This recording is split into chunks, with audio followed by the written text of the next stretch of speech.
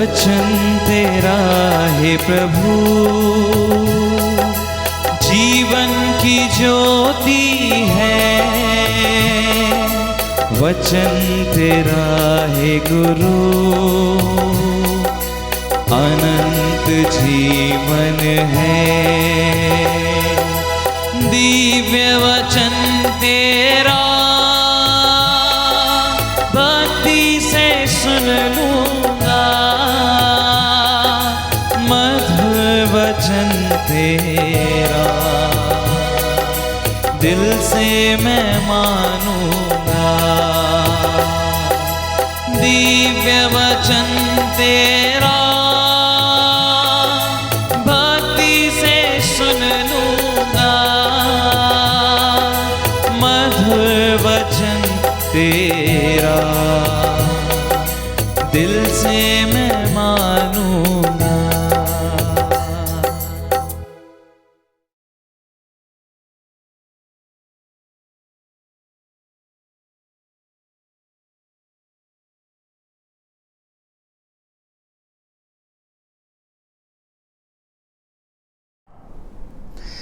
Romeo के नाम संत पौलुस का पत्र, अध्याय 1 से अध्याय 8।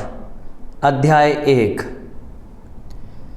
यह पत्र ईसा मसीह के सेवक पौलुस की ओर से है, जो ईश्वर द्वारा प्रेरित चुना गया और उसके सुसमाचार के प्रचार के लिए नियुक्त किया गया है। जैसा कि धर्म ग्रंथ में लिखा है, ईश्वर ने बहुत पहले अपने नबियों द्वारा इस सुसमाचार की प्रतिज्ञा की थी। यह सुसमाचार ईश्वर के पुत्र हमारे प्रभु ईसा मसीह के विषय में है। वह मनुष्य के रूप में दाऊद के वंश में उत्पन्न हुए और मृतकों में से जी उठने के कारण पवित्र आत्मा द्वारा सामर्थ्य के साथ ईश्वर के पुत्र प्रमाणित हुए। उनसे मुझे प्रेरित बनने का वरदान मिला है, जिससे मैं उनके नाम पर गैर यहूदियों में प्रचार करूं और वे लोग विश्वास की अधीनता स्वीकार करें। उनमें आप लोग भी हैं, जो ईसा मसीह के समुदाय के लिए चुने गए हैं। मैं उन सबों के नाम यह पत्र लिख रहा हूँ, जो रोम में ईश्वर के कृपा पात्र और उसकी प्रजा के सदस्य हैं। हमारा पिता ईश्वर और प्रभु ईसा मसीह आप लोगों को अनुग्रह तथा शांति प्रदान करें। सर्वप्रथम मैं आप सबों के लिए ईसा मसीह द्वारा अपने ईश्वर को धन्यवाद देता हूँ, क्योंकि संसार भर में आप लोगों के विश्वास की चर्चा फैल गई है। जिस ईश्वर की उपासना मैं उसके पुत्र के सुसमाचार द्वारा सारे हृदय से करता हूँ, वही मेरा साक्षी है कि मैं अपनी प्रार्थनाओं में आप लोगों को निरंतर स्मरण करता हूँ और सदा यह निवेदन करता हूँ कि ईश्वर की इच्छा से किसी न किसी तरह मुझे अंत में आप लोगों के पास आने का सुअवसर मिले, क्योंकि मुझे आपसे मिलने की बड़ी इच्छा है। मैं आपको विश्वास में सुदृढ़ बनाने के लिए आध्यात्मिक वरदान देना चाहता हूँ, या यूँ कहें, मैं चाहता हूँ कि मैं आप लोगों के यहाँ रहकर आपके विश्वास से सांत्वना प्राप्त करूँ और आप मेरे विश्वास से। भाइयों, मैं आप लोगों को बताना चाहता हूँ कि मैंने बार बार आपके यहाँ आने की योजना बनाई, किंतु अब तक इसमें कोई ना कोई बाधा आती रही। जैसे अन्य राष्ट्रों में, वैसे आपके बीच भी मैं सफल कार्य करना चाहता हूँ। मैं अपने को यूनानियों और गैर यूनानियों, ज्ञानियों और अज्ञानियों के प्रति उत्तरदायी समझता हूँ। इसलिए मैं रोम में आप लोगों के बीच सुसमाचार का प्रचार करने के लिए उत्सुक हूँ। मुझे सुसमाचार से लज्जा नहीं, यह ईश्वर का सामर्थ्य है, जो प्रत्येक विश्वासी के लिए पहले यहूदी और फिर यूनानी के लिए मुक्ति का स्रोत है। सुसमाचार में ईश्वर की सत्य प्रतिज्ञता प्रकट होती है, जो विश्वास द्वारा मनुष्य को धार्मिक बनाता है। जैसा कि लिखा है, धार्मिक मनुष्य अपने विश्वास द्वारा जीवन प्राप्त करेगा। ईश्वर का क्रोध स्वर्ग से उन लोगों के सब प्रकार के अधर्म और अन्याय पर प्रकट होता है, जो अन्याय द्वारा सत्य को दबाए रखते हैं। ईश्वर का ज्ञान उन लोगों को स्पष्ट रूप से मिल गया है, क्योंकि ईश्वर ने उसे उन पर प्रकट कर दिया है। संसार की सृष्टि के समय से ही ईश्वर के अदृश्य स्वरूप को, उसकी शाश्वत शक्तिमता और उसके ईश्वरत्व को बुद्धि की आंखों द्वारा उसके कार्यों में देखा जा सकता है। इसलिए वे अपने आचरण की सफाई देने में असमर्थ हैं, क्योंकि उन्होंने ईश्वर को जानते हुए भी उसे समुचित आदर और धन्यवाद नहीं दिया। उनका समस्त चिंतन व्यर्थ चला गया और उनका विवेकहीन मन अंधकार में हो गया। वे अपने को बुद्धिमान समझते हैं, किंतु वे मूर्ख बन गए हैं। उन्होंने अनश्वर ईश्वर की महिमा के बदले नश्वर मनुष्य, पक्षियों, पशुओं तथा सर्पों की अनुकृतियां की शरण ली। इसलिए ईश्वर ने उन्हें उनकी घृणित वासनाओं का शिकार होने दिया और वे एक दूसरे के शरीर को अपवित्र करते हैं। उन्होंने ईश्वर के सत्य के स्थान पर झूठ को अपनाया और सृष्ट वस्तुओं की उपासना और आराधना की, किंतु उस सृष्टिकर्ता की नहीं जो युगों युगों तक धन्य है। आमीन। यही कारण है कि ईश्वर ने उन्हें उनकी घृणित वासनाओं का शिकार होने दिया। उनकी स्त्रियां प्राकृतिक संसर्ग छोड़कर अप्राकृतिक संसर्ग करने लगीं। इसी प्रकार उनके पुरुष भी स्त्रियों का प्राकृतिक संसर्ग छोड़कर एक दूसरे के लिए वासना से जलने लगे। पुरुष पुरुषों के साथ व्यभिचार करते हैं और इस प्रकार वे अपने भ्रष्टाचार का उचित फल अपने शरीर में भोग रहे हैं। उन्होंने ईश्वर का सच्चा ज्ञान प्राप्त करना उचित नहीं समझा, इसलिए ईश्वर ने उन्हें उनकी भ्रष्ट बुद्धि पर छोड़ दिया, जिससे वे अनुचित आचरण करने लगे। वे हर प्रकार के अन्याय, व्यभिचार, लोभ और बुराई से भर गए। वे ईर्ष्या, हत्या, बैर, छल कपट और दुर्भाव से परिपूर्ण हैं। वे चुगलखोर, परनिंदक, ईश्वर के बैरी, घृष्ट, घमंडी और डींग मारने वाले हैं। वे बुराई करने में चतुर हैं, अपने माता पिताओं की आज्ञा नहीं मानते और विवेकहीन तथा अविश्वासी हैं। उनमें प्रेम और दया का अभाव है। वे ईश्वर का यह निर्णय जानते हैं कि इस प्रकार के कर्म करने वाले प्राण दंड के योग्य हैं। फिर भी वे न केवल स्वयं यही कुकर्म करते हैं, बल्कि ऐसे कुकर्म करने वालों की प्रशंसा भी करते हैं। अध्याय 2। इसलिए दूसरों पर दोष लगाने वाले, तुम चाहे जो भी हो, अक्षम्य हो। तुम दूसरों पर दोष लगाने के कारण अपने को दोषी ठहराते हो, क्योंकि तुम जो दूसरों पर दोष लगाते हो यही कुकर्म करते हो। हम जानते हैं कि ईश्वर ऐसे कुकर्म करने वालों को न्याय अनुसार दंड आज्ञा देता है। तुम ऐसे कुकर्म करने वालों पर दोष लगाते हो और स्वयं यही कुकर्म करते हो, तो क्या तुम समझते हो कि ईश्वर की दंड आज्ञा से बच जाओगे? अथवा क्या तुम ईश्वर की असीम दयालुता, सहनशीलता और धैर्य का तिरस्कार करते और यह नहीं समझते कि ईश्वर की दयालुता तुम्हें पश्चाताप की ओर ले जाना चाहती है? तुम अपने इस हठ और अपने हृदय के अपश्चाताप के कारण कोप के दिन के लिए अपने विरुद्ध कोप का संचय कर रहे हो, जब ईश्वर का न्याय संगत निर्णय प्रकट हो जाएगा और वह प्रत्येक मनुष्य को उसके कर्मों का फल देगा। जो लोग धैर्यपूर्वक भलाई करते हुए महिमा, सम्मान और अमरत्व की खोज में लगे रहते हैं, ईश्वर उन्हें अनंत जीवन प्रदान करेगा। और जो लोग स्वार्थी हैं और सत्य से विद्रोह करते हुए अधर्म पर चलते हैं, वे ईश्वर के क्रोध और प्रकोप के पात्र होंगे। बुराई करने वाले प्रत्येक मनुष्य को, पहले यहूदी और फिर यूनानी को, कष्ट और संकट सहना पड़ेगा। और भलाई करने वाले प्रत्येक मनुष्य को, पहले यहूदी और फिर यूनानी को, महिमा, सम्मान और शांति मिलेगी, क्योंकि ईश्वर किसी के साथ पक्षपात नहीं करता। जो संहिता के अधीन नहीं थे, यदि उन्होंने पाप किया होगा तो वे बिना संहिता के नष्ट हो जाएंगे, और जिन्होंने संहिता के अधीन रहकर पाप किया होगा उनका संहिता के अनुसार न्याय किया जाएगा। क्योंकि संहिता सुनने वाले ईश्वर की दृष्टि में धार्मिक नहीं हैं, वरन संहिता का पालन करने वाले धार्मिक माने जाएंगे।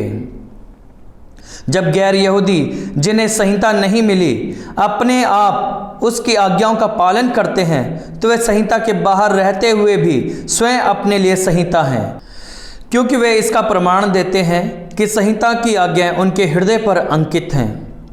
उनका अंतःकरण भी इसके संबंध में साक्ष्य देता है। उनके विचार उन्हें कभी दोषी तो कभी निर्दोष ठहराते हैं। यह सब उस दिन प्रकट किया जाएगा जब ईश्वर मेरे सुसमाचार के अनुसार ईसा मसीह द्वारा मनुष्य के गुप्त विचारों का न्याय करेगा। तुम जो यहूदी कहलाते हो, संहिता पर निर्भर रहते हुए ईश्वर पर गर्व करते हो, उसकी इच्छा जानते हो और संहिता द्वारा शिक्षित होने के कारण नैतिक मूल्य पहचानते हो।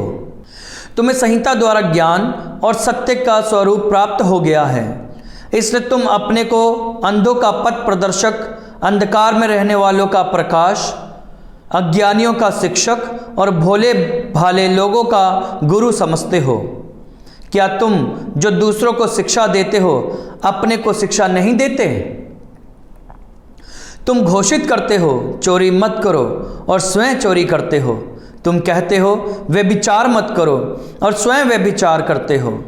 तुम देव मूर्तियों से घृणा करते हो और मंदिरों को लूटते हो। तुम संहिता पर गर्व करते हो और संहिता के उल्लंघन द्वारा ईश्वर का अनादर करते हो। क्योंकि जैसा कि धर्म ग्रंथ में लिखा है, तुम लोगों के कारण राष्ट्रों में ईश्वर के नाम की निंदा हो रही है। खतरे से अवश्य लाभ होता है बशर्ते तुम संहिता का पालन करते हो, किंतु यदि तुम संहिता का उल्लंघन करते हो तो तुम्हारा खतरा निरर्थक है। इसी प्रकार यदि कोई बेखतना व्यक्ति संहिता का पालन करता है तो क्या उसका बेखतनापन खतना नहीं माना जाएगा? जो शरीर का खतना कराए बिना संहिता का पालन करता है वह तुम्हारा न्याय करेगा, क्योंकि तुम संहिता और खतने से संपन्न होते हुए भी संहिता का उल्लंघन करते हो। असली यहूदी वह नहीं जो प्रत्यक्ष रूप से यहूदी दिखता है, और असली खतना वह नहीं जो शरीर में प्रत्यक्ष रूप से दिखता है। असली यहूदी वह है जो अपने अभ्यंतर में यहूदी है, और असली खतना वह है जो हृदय का है और संहिता के अनुसार नहीं बल्कि आध्यात्मिक है। ऐसे व्यक्ति को मनुष्यों की नहीं बल्कि ईश्वर की प्रशंसा प्राप्त है। अध्याय 3। तो दूसरों की अपेक्षा यहूदी को अधिक क्या मिला और खतने से क्या लाभ? हर प्रकार से बहुत कुछ। सर्वप्रथम यहूदियों को ईश्वर की वाणी सुनाई गई है। यदि यहूदियों में कुछ अविश्वासी निकले तो क्या हुआ? क्या उनका अविश्वास ईश्वर की सत्य प्रतिज्ञता नष्ट कर देगा? कभी नहीं। भले ही प्रत्येक मनुष्य झूठा निकल जाए, किंतु ईश्वर सत्य प्रतिज्ञ है, जैसा कि लिखा है, तेरे निर्णय सही प्रमाणित होंगे और इनकी जांच होने पर तू विजयी होगा। यदि हमारा अन्याय ईश्वर के न्याय प्रियता प्रदर्शित करता है तो मैं यह मानवीय तर्क के अनुसार कह रहा हूं, क्या ईश्वर अन्याय नहीं करता जब वह हमें दंड देता है? कभी नहीं। यदि ईश्वर अन्यायी होता तो वह संसार का न्याय कैसे कर सकता? यदि मेरी असत्यवादिता ईश्वर की सत्यप्रियता और उसकी महिमा को बढ़ावा देती है तो पापी की तरह मेरा न्याय क्यों किया जाता है? यदि ऐसी बात है तो हम बुराई क्यों ना करें जिससे भलाई उत्पन्न हो? कुछ लोगों के अनुसार जो मुझे बदनाम करना चाहते हैं, मेरी शिक्षा यही है। ऐसे लोग दंड आज्ञा के योग्य हैं। तो क्या हम यहूदियों की कोई श्रेष्ठता नहीं? एकदम नहीं। हम इसका उल्लेख कर चुके हैं कि सब, चाहे यहूदी हो या यूनानी, पाप के अधीन हैं, जैसा कि लिखा है, कोई भी धार्मिक नहीं रहा, एक भी नहीं, कोई भी समझदार नहीं, ईश्वर की खोज में लगा रहने वाला कोई नहीं। सभी भटक गए, सब समान रूप से भ्रष्ट हो गए हैं, कोई भी भलाई नहीं करता, एक भी नहीं। उनका गला खुली हुई कब्र है, उनकी वाणी में छल कपट और उनके होंठों के तले सांप का विष है। उनका मुंह अभिशाप और कटुता से भरा है, उनके पैर रक्तपात करने दौड़ते हैं। उनके मार्ग में विनाश है और विपत्ति। वे शांति का मार्ग नहीं जानते और ईश्वर की श्रद्धा उनकी आंखों के सामने नहीं रहती। हम जानते हैं कि संहिता जो कुछ कहती है वे उन लोगों से कहती है जो संहिता के अधीन हैं। इस प्रकार कोई कुछ नहीं कह सकता और ईश्वर के सामने समस्त संसार दंड के योग्य माना जाता है, क्योंकि संहिता के कर्म कांड द्वारा कोई भी मनुष्य ईश्वर के सामने धार्मिक नहीं माना जाएगा। संहिता केवल पाप का ज्ञान कराती है। ईश्वर का मुक्ति विधान, जिसके विषय में मूसा की संहिता और नबियों ने साक्ष्य दिया था, अब संहिता के स्वतंत्र रूप में प्रकट किया गया है। यह मुक्ति ईसा मसीह में विश्वास करने से प्राप्त होती है। अब भेदभाव नहीं रहा। यह मुक्ति उन सबों के लिए है जो विश्वास करते हैं, क्योंकि सबों ने पाप किया और सब ईश्वर की महिमा से वंचित किए गए। ईश्वर की कृपा से सबको मुफ्त में पाप मुक्ति का वरदान मिला है, क्योंकि ईसा मसीह ने सबका उद्धार किया है। ईश्वर ने चाहा कि ईसा अपना रक्त बहाकर पाप का प्रायश्चित करे और हम विश्वास द्वारा उसका फल प्राप्त करें। ईश्वर ने इस प्रकार अपनी न्यायप्रियता का प्रमाण दिया, क्योंकि उसने अपनी सहनशीलता के अनुरूप पिछले युगों के पापों को अनदेखा कर दिया था। उसने इस युग में अपनी न्यायप्रियता का प्रमाण देना चाहा, जिससे यह स्पष्ट हो जाए कि वह स्वयं पवित्र है और उन सबों को पाप मुक्त करता है जो ईसा में विश्वास करते हैं। इसलिए किसी को अपने पर गर्व करने का अधिकार नहीं रहा। किस विधान के कारण यह अधिकार जाता रहा? यह कर्म कांड के विधान के कारण नहीं, बल्कि विश्वास के विधान के कारण हुआ, क्योंकि हम मानते हैं कि मनुष्य संहिता के कर्म कांड द्वारा नहीं, बल्कि विश्वास द्वारा पाप मुक्त होता है। क्या ईश्वर केवल यहूदियों का ईश्वर है? क्या वह गैर यहूदियों का ईश्वर नहीं? वह निश्चय ही गैर यहूदियों का भी ईश्वर है, क्योंकि केवल एक ही ईश्वर है जो खतने वालों को विश्वास द्वारा पाप मुक्त करेगा और उसी विश्वास द्वारा बेखतने लोगों को भी। तो क्या हम अपने विश्वास द्वारा संहिता को रद्द करते हैं? उल्टे हम संहिता की पुष्टि करते हैं। अध्याय 4। अब हम अपने कुलपति इब्राहिम के विषय में क्या कहें? यदि इब्राहिम अपने कर्मों के कारण धार्मिक माने गए तो वे अपने पर गर्व कर सकते हैं, किंतु वे ईश्वर के सामने ऐसा नहीं कर सकते, क्योंकि धर्मग्रंथ क्या कहता है? इब्राहिम ने ईश्वर में विश्वास किया और इसी से वे धार्मिक माने गए। जो कर्म करता है उसे मजदूरी अनुग्रह के रूप में नहीं, बल्कि अधिकार के रूप में मिलती है। जो कर्म नहीं करता किंतु उसमें विश्वास करता है जो अधर्मी को धार्मिक बनाता है, तो वह अपने विश्वास के कारण धार्मिक माना जाता है। इसी तरह दाऊद उस मनुष्य को धन्य कहते हैं जिसे ईश्वर कर्मों के अभाव में भी धार्मिक मानता है। धन्य है वे जिनके अपराध क्षमा हुए हैं, जिनके पाप ढक दिए गए हैं। धन्य है वे मनुष्य जिसके पाप का लेखा प्रभु नहीं रखता। क्या वह धन्यता खतने वालों से ही संबंध रखती है? क्या बेखतने लोगों से भी? देखिए, हम कहते हैं इब्राहिम का विश्वास उनके लिए धार्मिकता माना गया है। उनका विश्वास कैसे धार्मिकता माना गया? क्या उस समय तक उनका खतना हुआ था या नहीं? उस समय तक उनका खतना नहीं हुआ था, वे बेखतने ही थे। बेखतने रहते समय उनको विश्वास द्वारा जो धार्मिकता प्राप्त हुई थी उस पर मुहर की तरह खतने का चिन्ह लगाया गया। इस प्रकार वे उन सब के भी पिता बने जो खतना कराए बिना विश्वास करते हैं, जिससे उनका भी विश्वास उनके लिए धार्मिकता माना जाए। इब्राहिम उन खतने वालों के भी पिता बने जो न केवल खतने पर निर्भर रहते हैं, बल्कि हमारे पिता इब्राहिम के उस विश्वास के पथ पर चलते हैं जो उन्हें खतने से पहले प्राप्त था। ईश्वर ने इब्राहिम और उनके वंश से प्रतिज्ञा की कि वे पृथ्वी के उत्तराधिकारी होंगे।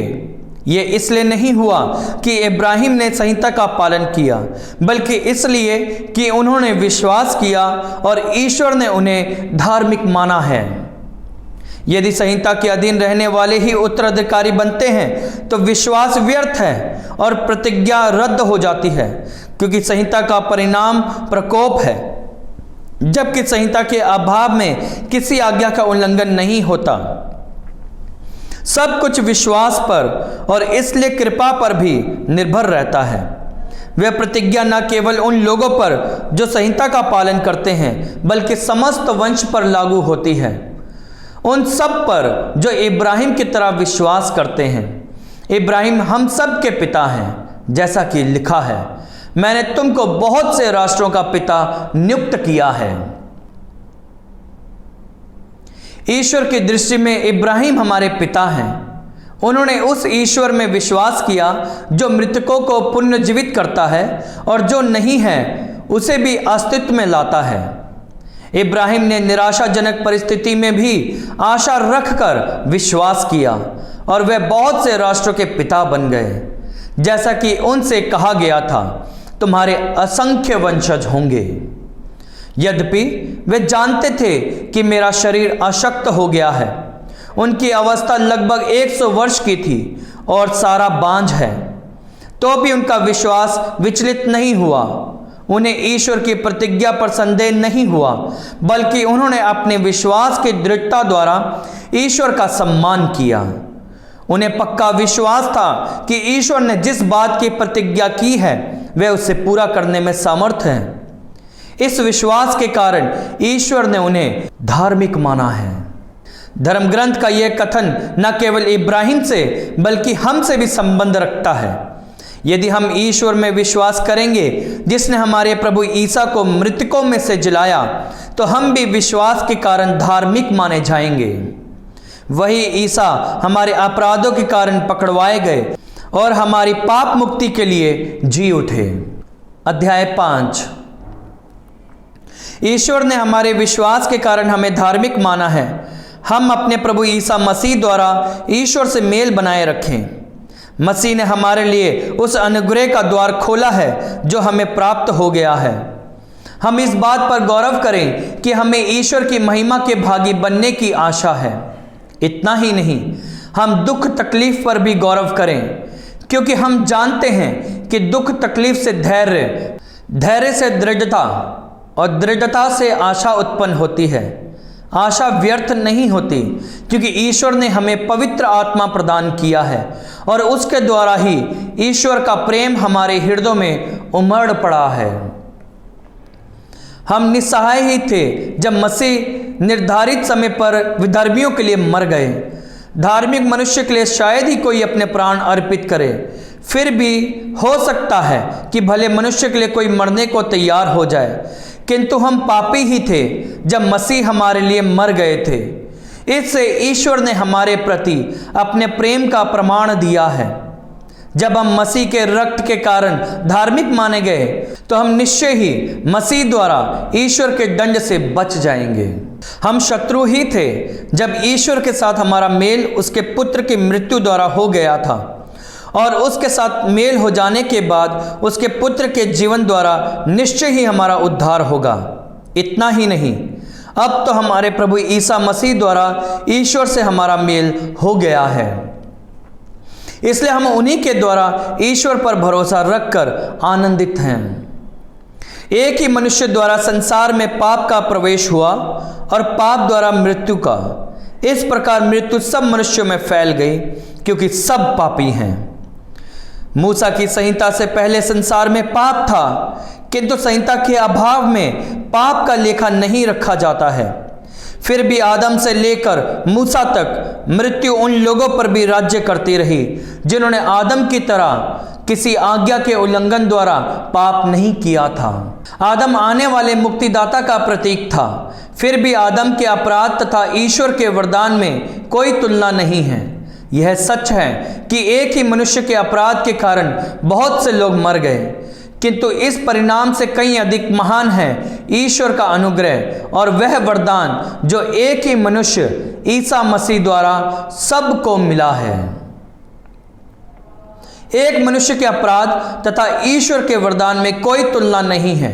एक के अपराध के फलस्वरूप दंड आज्ञा तो दी गई, किंतु बहुत से अपराधों के बाद जो वरदान दिया गया उसके द्वारा पाप से मुक्ति मिल गई है।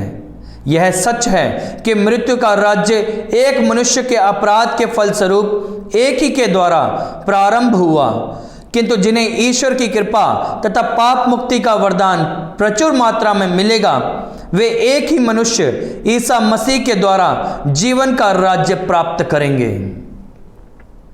इस प्रकार हम देखते हैं कि जिस तरह एक ही मनुष्य के अपराध के फलस्वरूप सबको दंड आज्ञा मिली, उसी तरह एक ही मनुष्य के प्रायश्चित के फलस्वरूप सबको पाप मुक्ति और जीवन मिला। जिस तरह एक ही मनुष्य के आज्ञा भंग के कारण सब पापी ठहराए गए, उसी तरह एक ही मनुष्य के आज्ञा पालन के कारण सब पाप मुक्त ठहराए जाएंगे। बाद में संहिता दी गई और इससे अपराधों की संख्या बढ़ गई, किंतु जहां पाप की वृद्धि हुई वहां अनुग्रह की उससे कहीं अधिक वृद्धि हुई। इस प्रकार पाप मृत्यु के माध्यम से राज्य करता रहा, किंतु हमारे प्रभु ईसा मसीह द्वारा अनुग्रह धार्मिकता के माध्यम से अपना राज्य स्थापित करेगा और हमें अनंत जीवन तक ले जाएगा। अध्याय 6। क्या इसका अर्थ यह है कि हमें पाप करते रहना चाहिए ताकि अनुग्रह की वृद्धि हो? एकदम नहीं। हम सब के सब पाप की ओर से मर चुके हैं, तो हम अब कैसे पाप में जीते रहेंगे? क्या आप लोग ये नहीं जानते कि ईसा मसीह का जो बपतिस्मा हम सबको मिला है वह उनकी मृत्यु का बपतिस्मा है? हम उनकी मृत्यु का बपतिस्मा ग्रहण कर उनके साथ इसलिए दफनाए गए हैं कि जिस तरह मसीह पिता के सामर्थ्य से मृतकों में से जी उठे हैं, उसी तरह हम भी एक नया जीवन जिए। यदि हम इस प्रकार उनके साथ मरकर उनके साथ एक हो गए हैं, तो हमें भी उन्हीं की तरह जी उठना चाहिए। हमें कभी नहीं भूलना चाहिए कि हमारा पुराना स्वभाव उन्हीं के साथ क्रूस पर चढ़ाया जा चुका है, जिससे पाप का शरीर मर जाए और हम फिर पाप के दास ना बने, क्योंकि जो मर चुका है वह पाप की गुलामी से मुक्त हो गया है। हमें विश्वास है कि यदि हम मसीह के साथ मर गए हैं तो हम उन्हीं के जीवन के भी भागी होंगे, क्योंकि हम जानते हैं कि मसीह मृतकों में से जी उठने के बाद फिर कभी नहीं मरेंगे। अब मृत्यु का उन पर कोई वश नहीं। वे पाप का हिसाब चुकाने के लिए एक बार मर गए और अब वे ईश्वर के लिए ही जीते हैं। आप लोग भी अपने को ऐसा ही समझें, पाप के लिए मरा हुआ और ईसा मसीह में ईश्वर के लिए जीवित। अब आप लोग अपने मरणशील शरीर में पाप का राज्य स्वीकार नहीं करें और उसकी वासनाओं के अधीन नहीं रहें। आप अपने अंगों को अधर्म के साधन बनने के लिए पाप को अर्पित नहीं करें। आप अपने को मृतकों में से पुनर्जीवित समझकर ईश्वर के प्रति अर्पित करें और अपने अंगों को धार्मिकता के साधन बनने के लिए ईश्वर को सौंप दें। आप लोगों पर पाप का कोई अधिकार नहीं रहेगा। अब आप संहिता के नहीं बल्कि अनुग्रह के अधीन हैं। तो क्या हम इसलिए पाप करें कि हम संहिता के नहीं बल्कि अनुग्रह के अधीन हैं? कभी नहीं।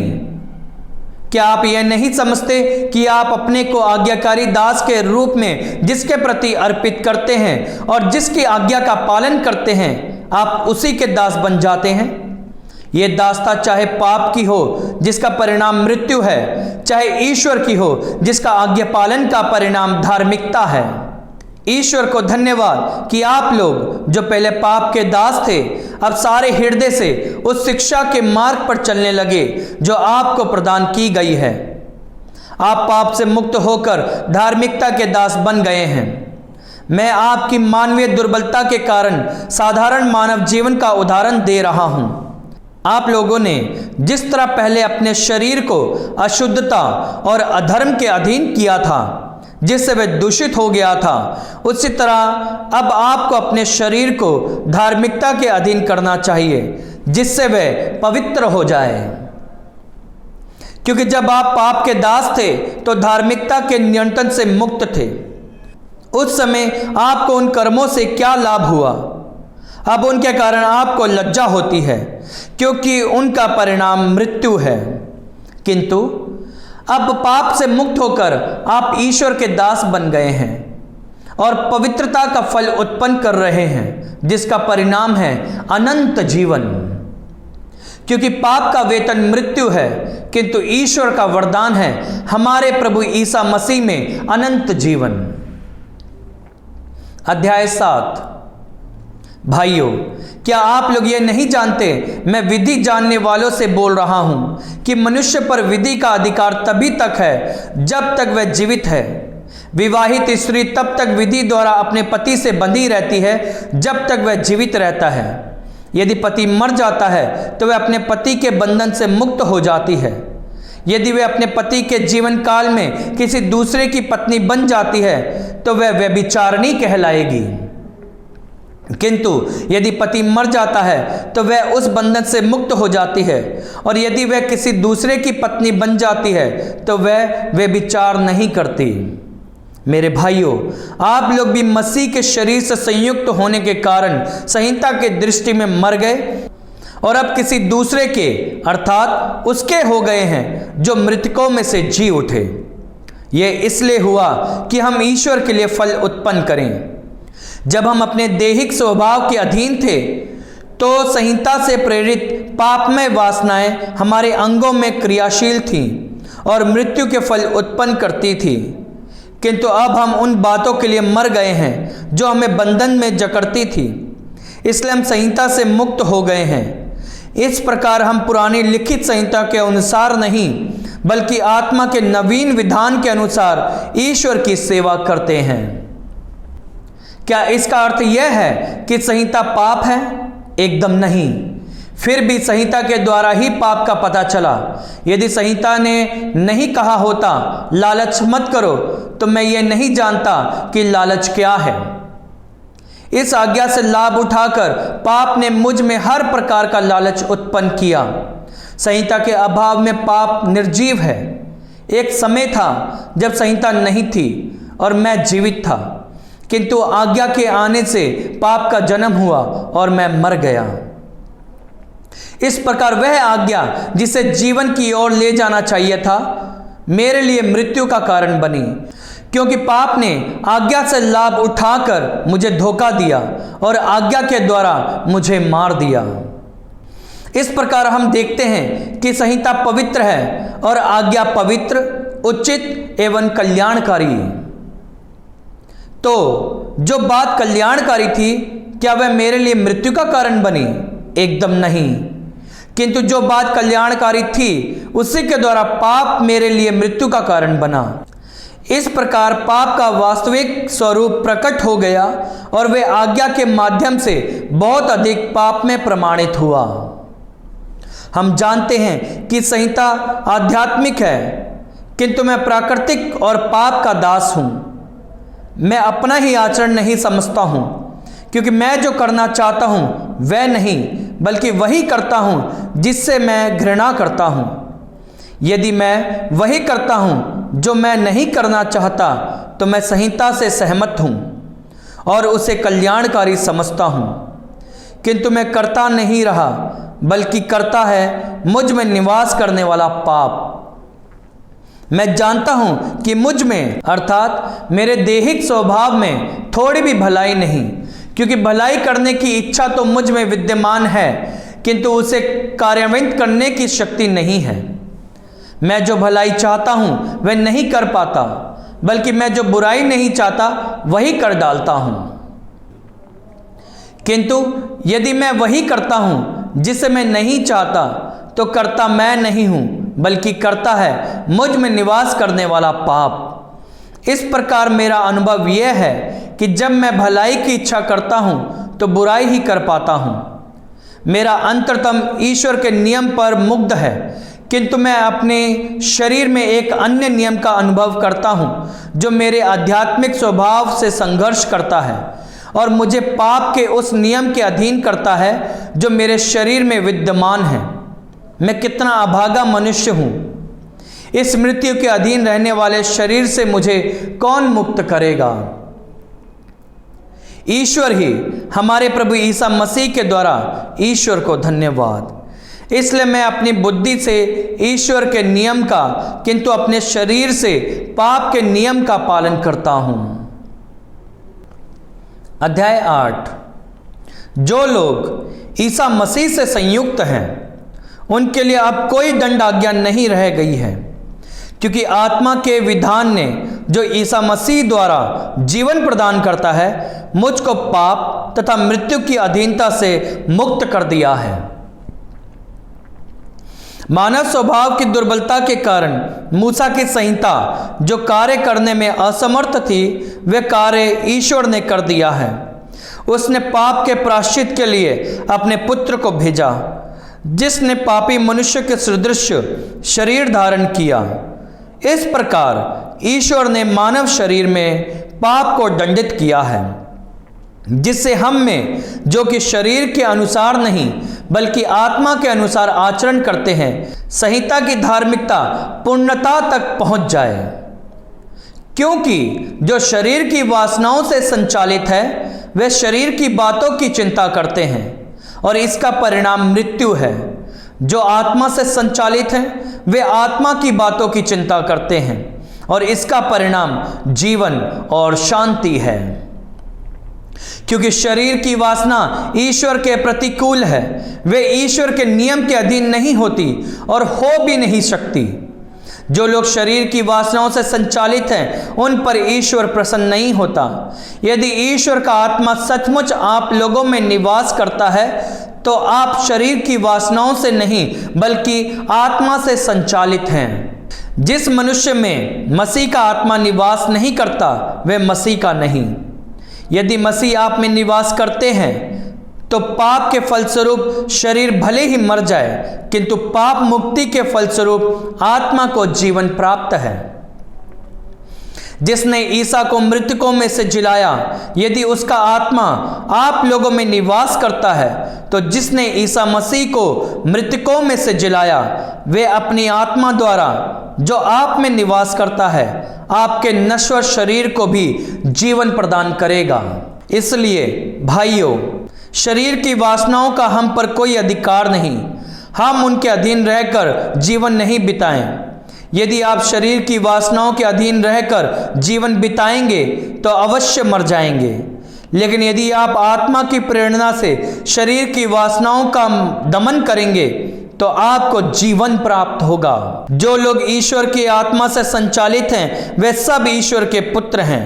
आप लोगों को दासों का मनोभाव नहीं मिला जिससे प्रेरित होकर आप फिर डरने लगे। आप लोगों को गोद लिए गए पुत्रों का मनोभाव मिला जिससे प्रेरित होकर हम पुकार कर कहते हैं, अब्बा, हे पिता। आत्मा स्वयं हमें आश्वासन देता है कि हम सचमुच ईश्वर की संतान हैं। यदि हम उसकी संतान हैं तो हम उसकी विरासत के भागी हैं। हम मसीह के साथ ईश्वर की विरासत के भागी हैं। यदि हम उनके साथ दुख भोगते हैं तो हम उनके साथ महिमान्वित होंगे। मैं समझता हूं कि हम में जो महिमा प्रकट होने को है उसकी तुलना में इस समय का दुख नागण्य है, क्योंकि समस्त सृष्टि उत्कंठा से उस दिन की प्रतीक्षा कर रही है जब ईश्वर के पुत्र प्रकट हो जाएंगे। यह सृष्टि तो इस संसार की असारता के अधीन हो गई है, अपनी इच्छा से नहीं बल्कि उसकी इच्छा से जिसने उसे अधीन बनाया है। किंतु यह आशा भी बनी रही कि वह असारता की दास्ता से मुक्त हो जाएगी और ईश्वर के संतान की महिमा में स्वतंत्रता के सहभागी बनेगी। हम जानते हैं कि समस्त सृष्टि अब तक मानो प्रसव पीड़ा में करारती रही है, और सृष्टि ही नहीं हम भी भीतर ही भीतर कराते हैं। हमें तो पवित्र आत्मा के पहले कृपादान मिल चुके हैं, लेकिन हम ईश्वर की संतान बनने की और अपने शरीर की मुक्ति की राह देख रहे हैं। हमारी मुक्ति अब तक आशा का ही विषय है। यदि कोई वह बात देखता है जिसकी वह आशा करता है तो यह आशा नहीं कही जा सकती। हम उसकी आशा करते हैं जिसे हम अब तक नहीं देख सके हैं, इसलिए हमें धैर्य के साथ उसकी प्रतीक्षा करनी पड़ती है। आत्मा भी हमारी दुर्बलता में हमारी सहायता करता है। हम ये नहीं जानते कि हमें कैसे प्रार्थना करनी चाहिए, किंतु हमारी अस्पष्ट आहों द्वारा आत्मा स्वयं हमारे लिए विनती करता है। ईश्वर हमारे हृदय का रहस्य जानता है, वह समझता है कि आत्मा क्या कहता है, क्योंकि आत्मा ईश्वर के इच्छानुसार संतों के लिए विनती करता है। हम जानते हैं कि जो लोग ईश्वर को प्यार करते हैं और उसके विधान के अनुसार बुलाए गए हैं, ईश्वर उनके कल्याण के लिए सभी बातों में उनकी सहायता करता है, क्योंकि ईश्वर ने निश्चित किया कि जिन्हें उसने पहले से अपना समझा वे उसके पुत्र के प्रतिरूप बनाए जाएंगे, जिससे उसका पुत्र इस प्रकार बहुत से भाइयों का पहलौठा हो। उसने जिन्हें पहले से निश्चित किया उन्हें बुलाया भी है, जिन्हें बुलाया उन्हें पाप से मुक्त भी किया है, और जिन्हें पाप से मुक्त किया उन्हें महिमान्वित भी किया है। और कहना ही क्या है, यदि ईश्वर हमारे साथ है तो कौन हमारे विरुद्ध होगा। उसने अपने निजी पुत्र को भी नहीं बचाया, उसने हम सब के लिए उसे समर्पित कर दिया, तो इतना देने के बाद क्या वह हमें सब कुछ नहीं देगा। जिन्हें ईश्वर ने चुना है उन पर कौन अभियोग लगा सकेगा। जिन्हें ईश्वर ने दोष मुक्त कर दिया है उन्हें कौन दोषी ठहराएगा। क्या ईसा मसीह ऐसा करेंगे? वह तो मर गए बल्कि जी उठे और ईश्वर के दाहिने विराजमान होकर हमारे लिए प्रार्थना करते रहते हैं। कौन हमको मसीह के प्रेम से वंचित कर सकता है? क्या विपत्ति या संकट, क्या अत्याचार, भूख, नग्नता, जोखिम या तलवार? जैसा कि धर्म ग्रंथ में लिखा है, तेरे कारण दिन भर हमारा वध किया जाता है, वध होने वाली भेड़ों में हमारी गिनती हुई। किंतु इन सब बातों पर हम उन्हीं के द्वारा सहज ही विजय प्राप्त करते हैं जिन्होंने हमें प्यार किया।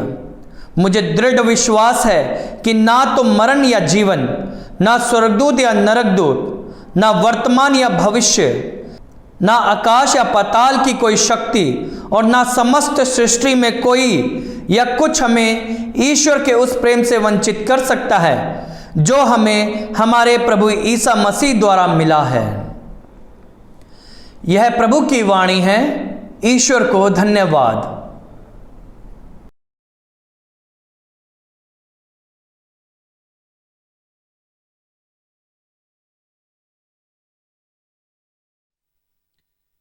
रोमियो के नाम संत पौलुस का पत्र, अध्याय 12 वचन 12।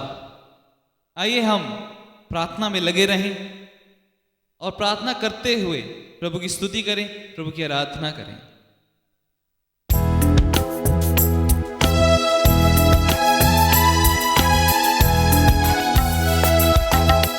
आशा आपको आनंदित बनाए रखें, आप संकट में धैर्य रखें तथा प्रार्थना में लगे रहें। आशा आपको आनंदित बनाए रखें, आप संकट में धैर्य रखें तथा प्रार्थना में लगे रहें।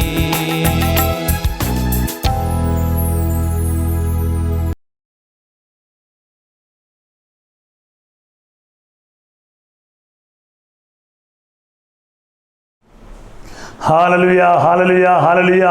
सर्वशक्तिमान दयालु परमेश्वर, आप अपने वचन में लिखा है रोमियो 12:12 में, आशा आपको आनंदित बनाए रखे और संकट में धैर्य रखे तथा प्रार्थना में लगे रहे। प्रभु जी, हर संकट में आपसे बने रहने के लिए हमें आप बताते हैं। प्रभु जी, तेरे इस वचन में इतना सामर्थ्य है, इतनी शक्ति। प्रभु, हर निराशा में रहने वाले को तेरा इस वचन आज आशा प्रदान करे। प्रभु, वो प्रार्थना करना शुरू करे, वो प्रार्थना में लगे रहे। प्रभु जी, जिनके जीवन से प्रार्थना खत्म हो चुका है, वो आपके पास आ नहीं पा रहे हैं, वो निराशा में डूब रहा है, यीशु नासरी तेरा जिंदा पवित्र वचन आज उन सब के निराशाओं के दलदल से, कीस से, सागर से उनको आज बाहर निकाले और प्रार्थना करने का लायक बना दे और उनके जीवन में आशा प्रदान कर। यीशु मसीह नासरी के नाम से मांगते हैं, आमीन। सर्वशक्तिमान ईश्वर पिता, पुत्र और पवित्र आत्मा आप सबको अपना आशीर्वाद प्रदान करें, आमीन। यीशु की, गॉड ब्लेस यू।